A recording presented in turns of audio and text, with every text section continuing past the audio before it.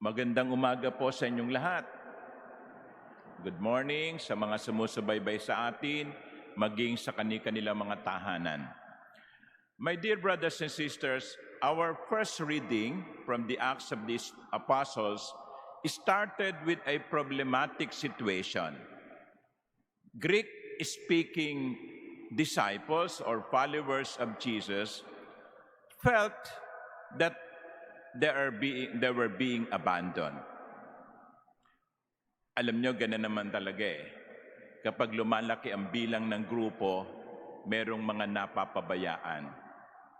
Kaya kahit sa pamilya na maraming anak, 14 na anak, malamang merong isa o dalawang nakakalimutan. And that is why these Greek-speaking followers of Jesus were asking the apostles, please do something. Please do something about us. We don't want to feel abandoned. And here, in the first reading, we find a lesson that is important in our daily life. When we are confronted with a problematic situation, let us not ignore the problem. The apostles did not ignore the problem. They recognized the problem. Sabi nila, okay, so sige, pinakikinggan namin kayo, meron tayong problematic situation, pakiramdam nyo, napapabayaan kayo, let us do something about it. Face the problem. Do not pretend that nothing is wrong. There is a crisis. Do something about it. Sa pamilya, sa trabaho, sa paaralan, sa pagkakaibigan, sa mag-asawa, kung may problema, harapin ang problema. Pag-usapan. Hindi yung hindi na lang kayo magkikibuan. Hindi yung hindi na lang kayo mag-uusap. Hindi. Sabihin mo, ano ba ang problema natin? And that is what the disciples did. They faced the problem and tried to look for a solution. And the solution they found? Delegation. Delegation.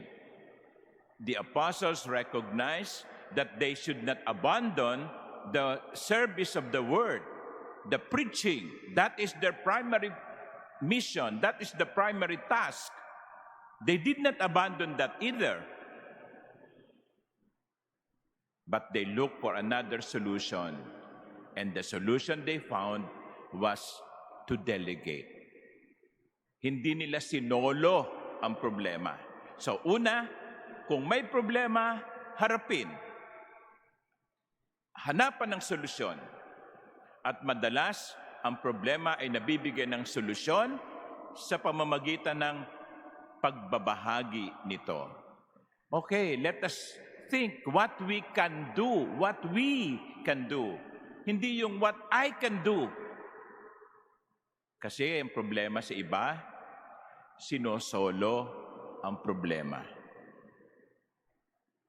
Kung may problema sa buhay, ikwento mo sa iba para kasama siya sa problema mo. Di ba? Okay? Hindi yung ikaw lang. Alam nyo kasi kuminsan ganyan din eh. No? Pag may problema, kinikim-kim ang problema. Hanggang sa hindi na makayanan, tatalo na lang no? Sa mall. Hindi. If you have a problem, share the problem with someone who can understand you and help you and accompany you and journey with you. And that is what the disciples did. They shared the problem with the rest of the community by delegating the task.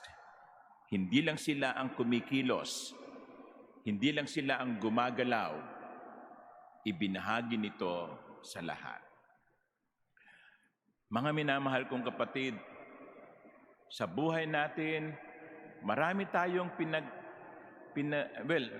we worry so much. We worry about many things. We worry about the price of gasoline. We worry about what is happening in the Middle East. We worry about many things. Kaya naman sa Ebanghelyo, ang sabi ng Panginoon, do not let your hearts be troubled. Huwag kayong mabahala. Huwag kayong maligalig. Kung may problema, harapin, hanapan ng solusyon, at huwag mag-alala. Ngayon, ang tanong ay, bakit? Bakit ako hindi mag-aalala? Bakit hindi ako maliligalig o hindi ako dapat maligalig? Ang sagot, na kay Jesus. Sabi ng Panginoon sa Ebanghelyo, I am the way. I am the way. I am the way to your salvation. I am the way to your solution. I am the way. I am the truth. I am the life. You know, in the Gospel of John, there are several occasions when Jesus said, I am. I am. Last Sunday, no? I am the good shepherd. I am the door. I am the gate. I am the bread of life. I am the resurrection and the life. I am the true vine. I am. I am. I am. What does it remind you of? I am. Jesus is saying, I am. What does it remind you of? You go back to the book of Exodus. Sa aklat ng Exodo, sabi ni Moises kay Yahweh, pupunta kami sa Parao. No? Ano sasabihin namin? Well, ang sabi ni Yahweh, sabihin mong, ako nga ang nagsugo sa inyo. I am who I am. That is how Yahweh introduced Himself. I am who I am. Yun na sabihin nyo kay Pharaoh. Sabihin nyo sa kanya, palayain mo ang bayan namin. At pag nagtanong, sino ang may sabi? Sabihin nyo, I am who I am. God, in the Old Testament, in the book of Exodus, is also speaking in the New Testament, in the Gospel of John, through Jesus Christ. I am. See the connection? I am in the Old Testament is I am in the Gospel of John. I am. Bakit tayo hindi dapat maligalig? Kasi kasama natin ang Diyos. Kasama natin si Jesus. Na para bang sinasabi sa atin ni Jesus, kumapit kayo sa akin. Ako ang bahala sa inyo. Manalig kayo sa akin. Manalig kayo sa Ama. You know, I think it's the experience of some mothers here. When you go to the mall, dala niyo yung mga anak ninyo na maliliit, no? Sasabihin ng nanay, oh, maraming tao sa SM, ha? Baka magkahiwa-hiwalay tayo, kaya kumapit kayo sa akin. Huwag kayong bibitiw. Di ba? Di ba ganun ang sinasabi ng mga nanay? Kumapit kayo sa akin. Although yung iba, may tali, no? May tali sa bewang yung 3 o 4 na anak, no? Hila-hila, no?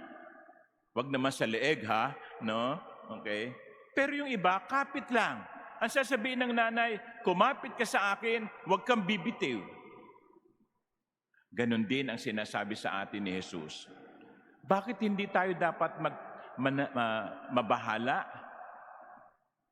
Sapagkat meron tayong kasama si Jesus.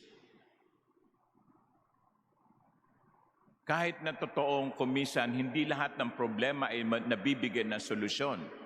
May mga karamdamang hindi nagagaling. May mga trahedyang hindi na maibabalik ang masasayang araw. May posible yon. Not all problems will find solution. But even then, if we have Jesus with us, we can find meaning to a problem that does not have a solution. Ang gusto lang ni Jesus, kumapit tayo sa Kanya at huwag tayong bibitiw. I am. Ako ang bahala sa iyo. Ako ang iyong Diyos na hindi ka pababayaan. Mga minamahal kong kapatid, linggo ngayon, bukas, Lunes, babalik tayo sa kanya-kanya mga trabaho. Yung kinaiinisan mong coworker, nandoon pa rin, hindi pa nagre-resign, no? Di ba? Okay. Babalik kayo sa paaralan, nandoon pa rin yung terror na professor, no?